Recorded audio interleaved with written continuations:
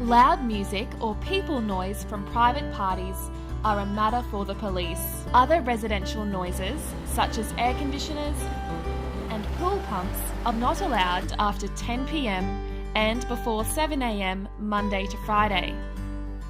If a residential noise is affecting your enjoyment of your home, it is important to maintain a noise log, as Council's environmental health officers need to understand the time, frequency, volume, and duration of the noise.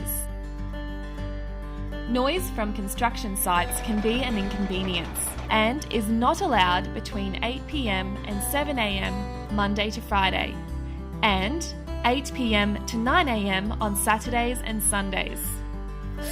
These rules also apply to residents using power tools for their own repairs.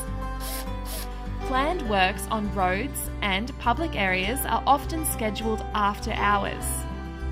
If you are bothered by this type of noise, you must contact the Environment Protection Agency on 1300 372 842.